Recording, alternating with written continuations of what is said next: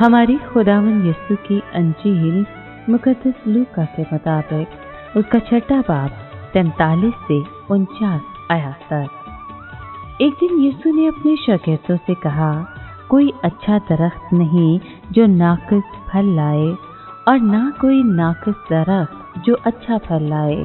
बस हर एक दरख्त अपने फल से पहचाना जाता है, इसलिए कि लोग खारदार झाड़ियों से अंजीर नहीं तोड़ते और ना झड़बेरी से अंगूर।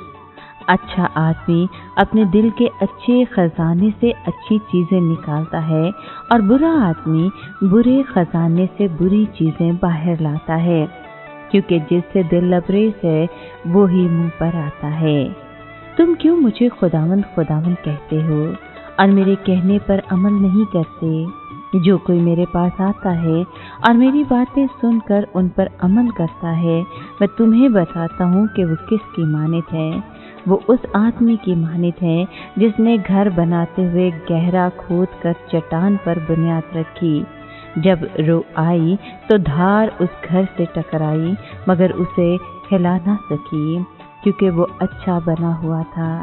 लेकिन जिसने सुना और अमल ना किया, वो उस आदमी की मानित है जिसने घर को बेबुनियाद बनाया और धार उससे टकराई। तब वो फौरन गिर पड़ा और उस घर की बर्बादी हौलनाक हुई। पाक कलाम के पढ़े और सुने जाने पर खुदावंद की बरकत हो, खुदा का शुक्र हो।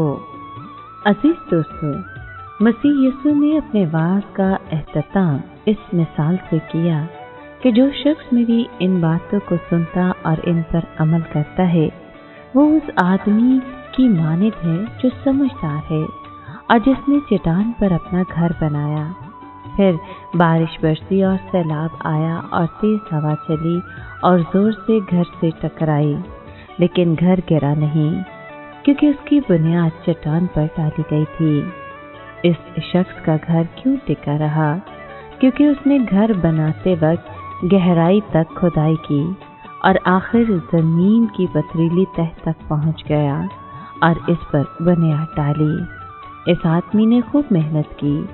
इससे जाहिर होता है कि मसीह यीशु की बातों को सुनना ही काफी नहीं, बल्कि हमें इन पर अमल करने की भरपूर कोशिश भी करनी चाहिए।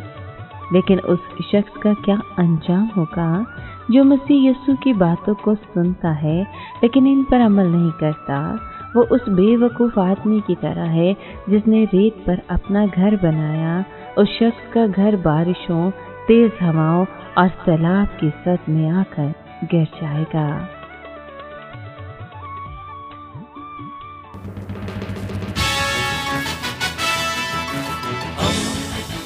दोस्ती का पैगंबर, रेडियो वेरितास एशिया।